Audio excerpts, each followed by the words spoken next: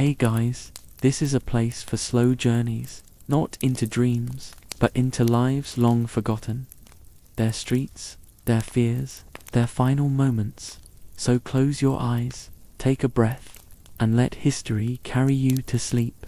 If this feels right, like the video and subscribe. And tell me where you're listening from, and what time it is for you. Close your eyes. Let the silence of the modern world fade away. Tonight, we go somewhere ancient, somewhere buried in ash and time. You're lying on a stone bed, the smell of oil lamps and warm bread still lingering in the air. It's the summer of 79 AD, and you're in a city called Pompeii. Life here is vibrant. Streets hum with voices, sandals tap on stone, merchants call out their prices under the golden sun. The mountain nearby, Mount Vesuvius, looms in the background, quiet, majestic, harmless. For now, you are not a hero, not a soldier, just someone ordinary, a baker's apprentice, or maybe a cloth dyer's daughter. Someone who walks through the forum, feeds stray dogs, prays to the household gods, and gossips at the communal fountain. Tonight, we live your story, one more night before the world changes forever. The sun rises early. Orange light hits the white walls of the villa. Birds flit between garden columns, pecking at fallen figs. You wake to the sound of bronze bells, the bakery opening across the street. You wipe the sweat from your brow. Summer is unforgiving. The bakery is busy. The oven is hot. The dough is ready. You help line the loaves, shaped like wheels, on wooden paddles. Neighbors stop by, joking with your master. Outside, carts clatter on cobblestone. Rich men in togas walk alongside slaves with baskets. It's nearly midday now. The sun stands high, and shadows shrink under its weight. Pompeii begins to slow down, just slightly, under the growing heat. The scent of baked bread mingles with the smell of olive oil and sun-warmed stone. You step outside the bakery with a cloth draped over your shoulder. Heading toward the forum, the streets are alive, vendors shouting in Latin and Greek. Boys running barefoot, a fruit seller calling out the price of his wilting figs. A couple walks hand in hand under a faded awning, whispering in low tones. Children chase each other between columns, laughing and kicking up dust. As you reach the forum, the noise changes. It's more structured here. Voices echo beneath the stone arches. Men stand in togas debating grain prices. A small group listens to a traveler describe the latest news from Rome. A new decree, a scandal involving a senator's son, and, of course, more talk about that Emperor Titus. The heat is thick now. You shade your eyes with your hand and glance toward the mountain. There's a haze above it, maybe smoke, maybe not. No one seems to notice, or perhaps they've seen it before. You pass the Temple of Jupiter. The marble steps are warm beneath your sandals. People kneel at the altars, offering oil and figs to the gods. The air is heavy with incense and murmured prayers. You stop briefly at a smaller shrine, the one your mother used to visit. You place a coin inside a clay bowl, close your eyes, and whisper a silent plea. Not for anything special, just protection. As always, from a nearby alley, the sound of a flute floats lazily into the air. You follow it. A street musician plays beside a fountain where women gather to wash vegetables and fill water jugs. The cool splash of water against stone is almost hypnotic. You sit for a moment on the edge of the fountain, wiping your neck with the cloth. A friend spots you, Lucia. Her hands are stained red with wine and berries. She laughs, offers you a dried fig, and asks if you'll join her later at the public baths. You say yes. You both know the heat will only get worse. A bath, even a tepid one, sounds like a gift. Just then, the ground gives a small, unexpected shudder. The jugs tremble. A few olives roll from a basket. Someone laughs nervously. Just the gods stretching, someone jokes. You exchange a glance with Lucia, but neither of you speaks. Small tremors aren't new. They've been happening all summer. Still, something about this one felt deeper. But Pompeii moves on. People keep walking. The market resumes. You stand, adjust your tunic, and begin making your way back toward the bakery. The mountain now behind you, cloaked in a fine mist. Asterisk, asterisk, by early afternoon, the sky has shifted. Not entirely, it's still blue, but there's a dullness creeping in. You notice it while kneading dough again, your hands covered in flour, the oven crackling behind you. The light filtering through the window feels thicker, almost yellowish. Outside, it smells faintly of sulfur, a sharp, eggy taint that wasn't there before. Your master says nothing, but you catch him glancing toward the open door more often. He pauses mid-motion once, then shakes his head and mutters something about the hot wind. You carry a basket of flatbread to the wine vendor down the street. As you walk, you notice birds flying lower, close to rooftops. Some perch and stay there, wings folded, unmoving. A dog lies in the shade, panting hard, but it doesn't raise its head as you pass. At the fountain where women had been chatting just hours earlier, it's quieter now. To remain whispering, and both look toward the mountain. You turn, slowly, to follow their gaze. There above Vesuvius, something like a cloud, but it's not white. It's grey, heavy, and it spirals in a way no cloud should. It doesn't float across the sky. It simply grows. The vendor accepts the bread with a distracted nod, barely looking at you. His face is pale. A jar slips from his hand and shatters. He curses loudly. You bend to help clean the mess, but he waves you off. No, he says. Go home. I feel strange today. Back on the street, more people have paused. Some point, others walk faster, heads down, as if refusing to see what's so obviously there. You find Lucia near the baths. She's barefoot, holding her sandals in one hand, her hair damp from the changing air. She stares up at the sky and doesn't speak until you're beside her. Do you hear it? She whispers. You pause. At first, there's nothing. Then a low sound, like distant thunder, but steadier. A slow, rolling rumble that you feel in your chest more than hear with your ears. I think we should leave the city, she says, voice shaking. But leave? Where would you go? Your family, your work, everything is here. Besides, Vesuvius has always stood there. Always. You try to laugh it off.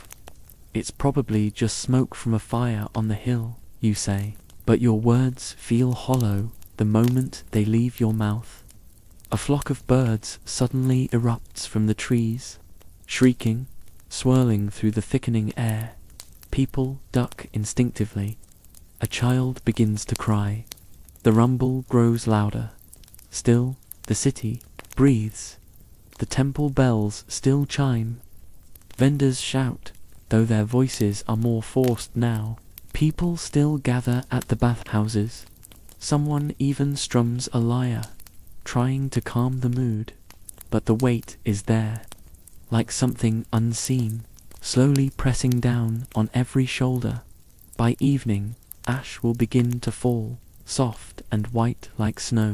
But for now, the city still pretends everything is fine. And you go back to the bakery, look toward the mountain once more, and say nothing. The sun begins to fall. But the sky doesn't turn gold like it usually does. Instead, it fades into a dull, smoky bronze, like tarnished metal. The clouds, if they are clouds, hang too low, too still. You step out of the bakery again, flour still clinging to your arms. Lucia is waiting, barefoot again, her face pale, lips pressed tight. You don't speak. You just look up. The first ash falls like dust from a forgotten attic light, soft, harmless. A few flakes land on your sleeve. You brush them away, confused by their strange dryness. But they keep coming, gently at first, then faster. You both walk, without deciding to, down the market road, toward the open square. People stand frozen. Not everyone, but enough. A mother pulls her child close.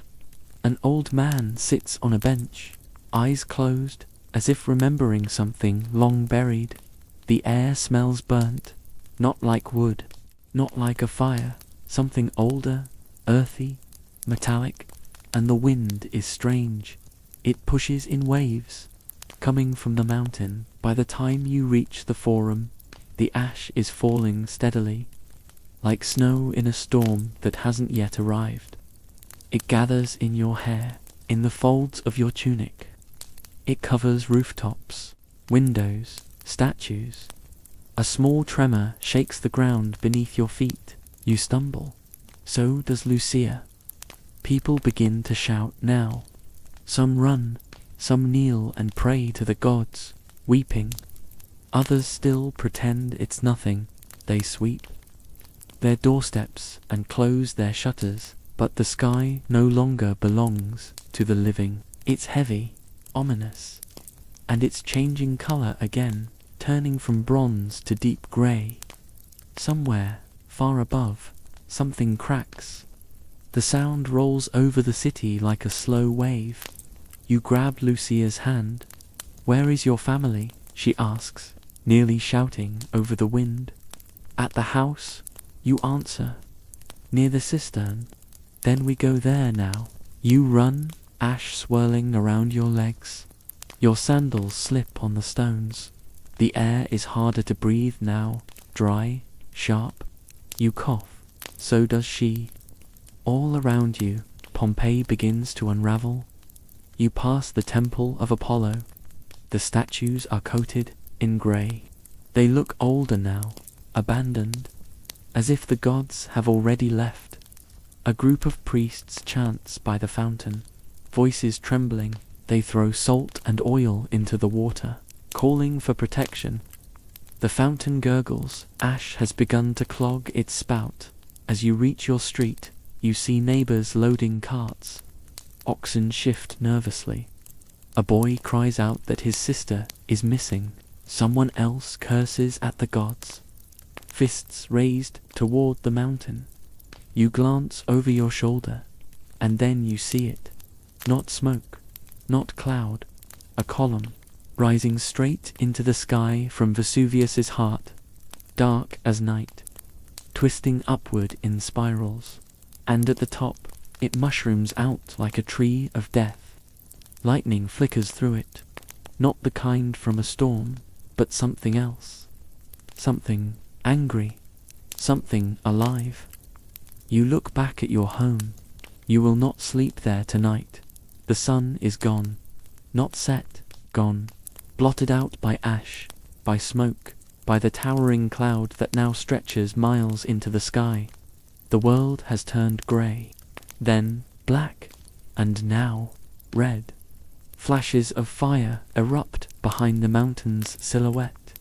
You're not sure if it's lightning or something worse. It crackles through the ash-like veins in the sky. The city groans beneath your feet. Stones shift. Roof tiles fall like hail. Every so often, a deep, inhuman sound pulses from the mountain. A roar, like the earth itself, crying out. You and Lucia run. Not fast, not far. The ash is too thick now. It clings to your throat, to your teeth, to the insides of your eyes. You cover your face with the edge of your tunic. Still, you cough until you taste blood. Around you, others do the same, covering their mouths, carrying children, pulling carts. Some scream for help, others drop to their knees and beg the gods for mercy. A man throws himself into a fountain, hoping to wash off the sky. He doesn't come back up. The temples are full, not of calm worship, but of desperation. Candles flicker and fall. Statues crack and crumble. A marble arm falls beside your foot. Jupiter, maybe, or Mars. Now broken like everyone else. You pass a woman lying in the road. She's clutching a small jar to her chest. Olive oil, maybe, or perfume. She stares up at the dark sky, eyes wide open. She doesn't move. Lucia pulls you forward. We have to keep going, she says. But to where? Every street looks the same now. Grey on grey, shadows inside of shadows. The wind howls louder, carrying grit that stings your skin.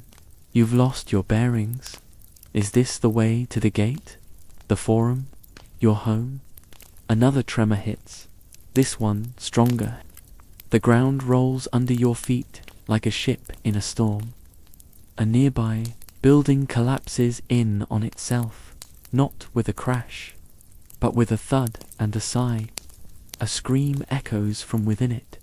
You step around a crack in the street, wide enough to swallow a man. Lucia's sandal breaks. She tosses it and keeps going barefoot. Her foot bleeds. She doesn't care. Somewhere ahead, someone shouts, the sea, to the harbour. You follow the voice, like many others, down the hill, past the baths, past the inn where soldiers once drank and laughed. You remember that laugh days ago, a lifetime ago. Now that place is gone. As you near the harbour, the air shifts again.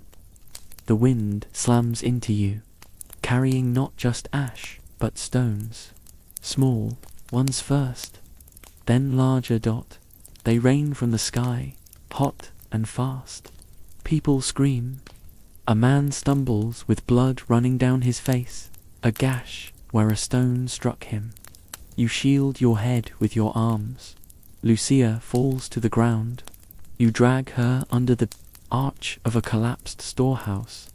For a moment, there is silence, only breathing, yours, hers, shallow, shaky, terrified. I don't want to die, she whispers. You don't answer, because you don't know if you'll survive the next hour. You hold her hand. Outside, the sky roars again. Not like thunder, like something tearing a split in the heavens. And the ground answers back. And then, silence. Not the kind that comes when a crowd quiets, but the kind that comes when a world ends, when breath is gone, when voices are no longer trying. The earth stops shaking. The sky, once fire and fury, now hangs still, a blanket of ash miles. Deep streets are gone. Temples, statues, columns buried. Homes smothered in grey. People, to you and Lucia, never made it to the harbour. You found a cellar, half collapsed, and crawled inside. There the world narrowed, to darkness, to heat, to choking air, to each other. You held hands. Neither of you spoke. There was nothing to say, no prayer left to offer. The ash poured in slowly, like sand in a broken hourglass. Time suffocating everything it touched above. The city froze mid-motion. A mother bent over her child. A dog curled beneath a cart. A merchant's hand still reaching for a coin. All captured in their final breath. Then centuries passed. The ash hardened. The world moved on. Empires rose, fell. Languages changed. Borders shifted. But beneath the earth, Pompeii slept, perfectly preserved. perfectly still, until one day, a farmer digging near the hill hit something solid, not rock, not root, but wall. Curious hands began to brush away the earth. Archaeologists came, brushes replaced shovels, and slowly, piece by piece, the city began to return. Streets reappeared, frescoes with gods and lovers, tables with loaves of bread still intact, carbonized by fire, bodies to their shapes frozen in place.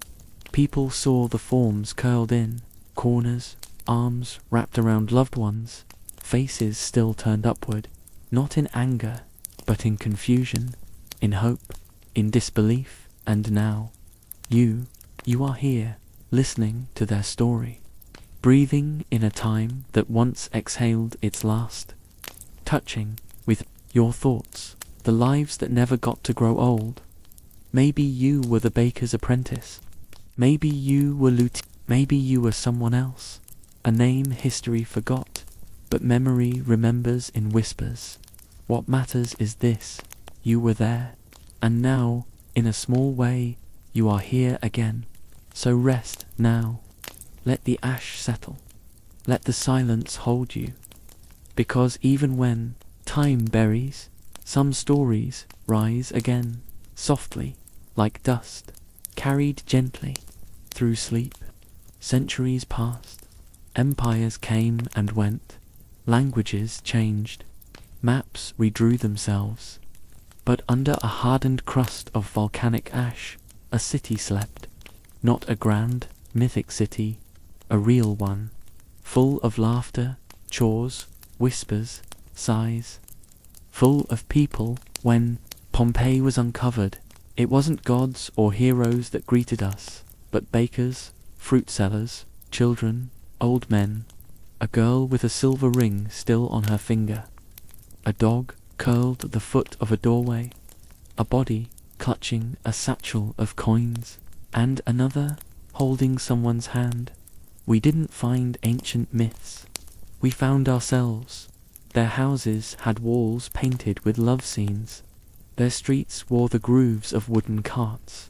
Their kitchens still held pots of lentils waiting to be served. The tragedy of Pompeii isn't only in how it ended. It's in how ordinary it was until the moment it wasn't. They didn't know it was their last morning. No one ever does. They woke up thinking about small things, whether to wear the red tunic or the brown one, whether to visit the neighbor or skip it until tomorrow, whether the sky looked odd or if it was just the heat. And now we walk their streets as visitors. We look at plaster casts and ask, were they scared? Did they know? Were they waiting for someone? But what we're really asking is, if it were me, would I have left? Would I have listened? Would I have known? You see, Pompeii isn't just history, it's memory, it's prophecy, because we all live beneath our own volcanoes. They just wear different faces now. Climate, collapse, conflict, loneliness, regret, time itself.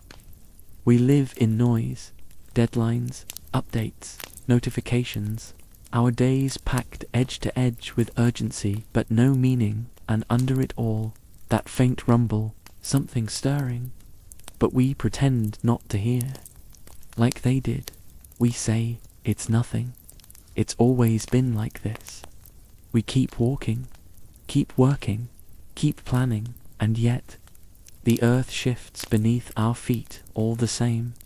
What Pompeii teaches us isn't just how people die, but how they live, and how they forget to live. We forget to hold the hands we love, to forgive, to slow down, to sit in silence, to look at the mountain and say, if this were the last day, would I be proud of how I spent it? The people of Pompeii didn't get to answer that, but we do. We still do. And maybe, just maybe, that's why we tell their story. Not to mourn the end, but to change our own beginning. So tonight, as you lie in your bed and the world outside your window falls silent, let this story sit with you, not as fear, but as a soft voice, a quiet companion. Let it remind you that nothing is guaranteed, and that's not a curse, it's a gift. You woke up today. You had a choice. You still do, and when morning comes again, you can rise like a city not yet buried. You can love louder, live slower, walk softer. You can whisper thank you to a sky that hasn't fallen, and when you forget, because we all forget, remember Pompeii, not for its end, but for its everyday, because under the ash, they weren't statues, they were hearts, beating, rushing, just like yours. So rest now, let the fire sleep, let the dust settle, and let the past hold you gently, until morning.